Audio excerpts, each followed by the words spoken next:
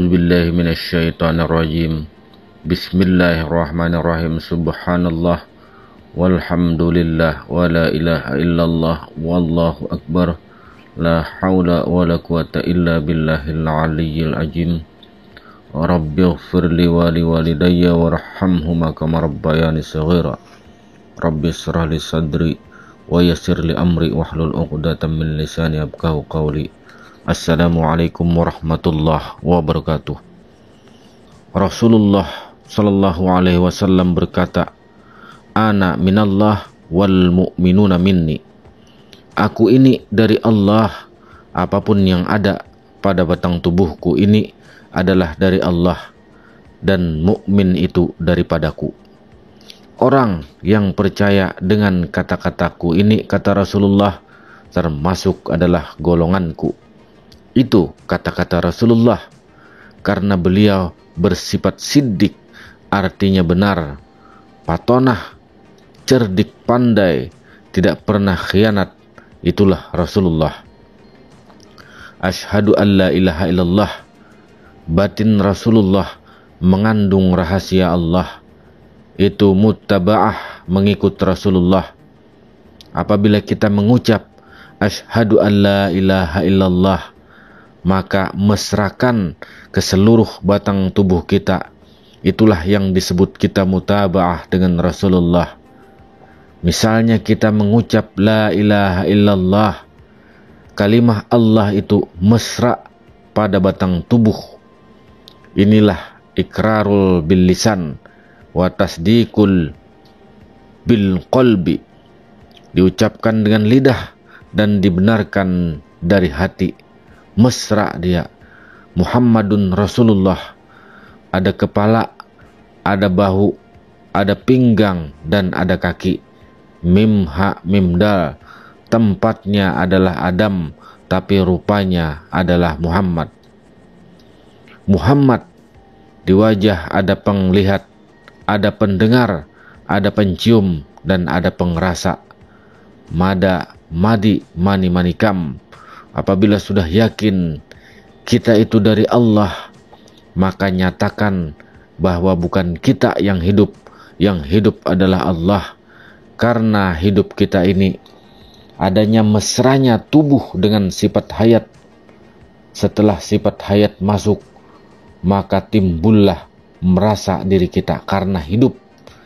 Di dalam pengerasa itu ada ilmu, ada kehendak, ada kuasa, ada penglihatan, ada penciuman, ada pendengaran, dan ada yang bisa berkata-kata. Siapa yang memegang kuasa itu? Yaitu si Ahmad. Kemudian Muhammad menjahirkan. Maka apabila Ahmad memuji, Ahmadur Rasulullah, Muhammadur Rasulullah.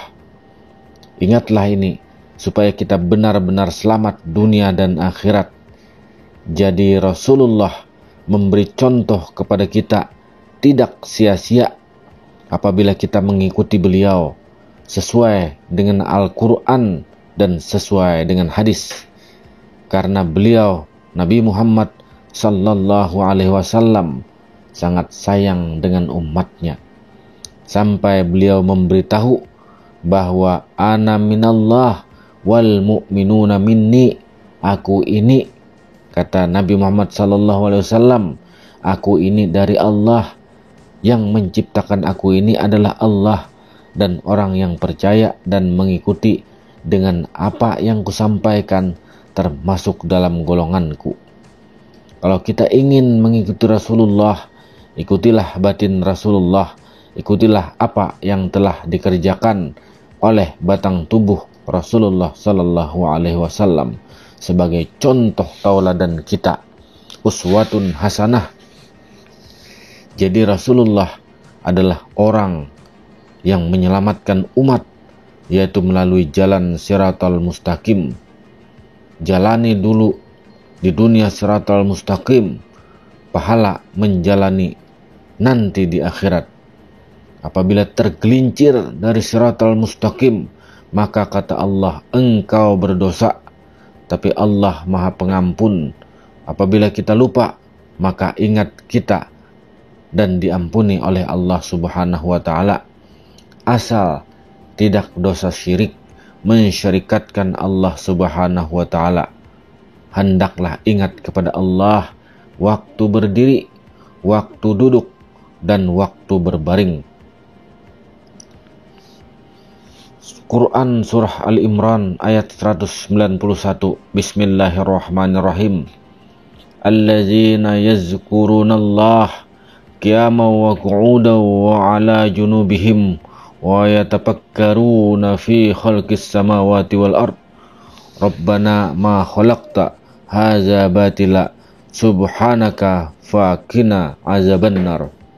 Yang artinya yaitu orang-orang yang mengingat Allah sambil berdiri atau duduk atau dalam keadaan berbaring, dan mereka memikirkan tentang penciptaan langit dan bumi seraya berkata, "Ya Tuhan kami, tiadalah Engkau menciptakan ini dengan sia-sia. Maha suci Engkau, maka peliharalah kami dari siksa neraka." Karena yang dipandangnya, yang dilihatnya adalah Allah. Oleh karena itu, kita hijrah, bersihkanlah batin kita. Apabila batin kita tidak bersih, maka sholat kita pun tidak bagus. Karena yang dipandang oleh Allah dalam ibadah kita adalah kebersihan batin kita. Sebuah hadis yang artinya dari Abu Hurairah berkata, Rasulullah sallallahu alaihi wasallam bersabda, "Sesungguhnya Allah tidak melihat fisik dan harta kalian, tetapi Ia melihat hati dan amal kalian." Hadis riwayat Muslim. Hati ada berbagai nama, yaitu ada 5 nama hati. Yang pertama sudur, yang kedua qulub, yang ketiga fawaid, yang keempat labbi, dan yang kelima safaq. Yang pertama ini sudur, adalah di dalam dada. Kemudian yang kedua qulub, ini hati berbolak-balik. Yang ketiga adalah fawaid, ini adalah ingat senantiasa. Yang keempat labbi, adalah seseorang tidak membedakan dengan sesuatu. Yang kelima safaq, ialah seseorang yang kasih sayang. Oleh karena itu, disitulah tempatnya Rahman dan Rahim. Rahman tempatnya di dalam rahim, dan Rahim tempatnya di luar. Apabila orang yang sudah ingat kepada Allah terus menerus, maka timbullah itu tidak akan membedakan segala sesuatu. Contohnya saja adalah Syekh Samman Al-Madani. Al-Fatihah buat beliau. Bismillahirrahmanirrahim. Alhamdulillahi rabbil alamin. Ar-Rahmanir-Rahim Maliki yaumiddin. Iyyaka na'budu wa iyyaka nasta'in. Ihdinas siratal mustaqim. Siratal ladzina an'amta 'alaihim ghairil maghdubi 'alaihim waladdallin. Amin.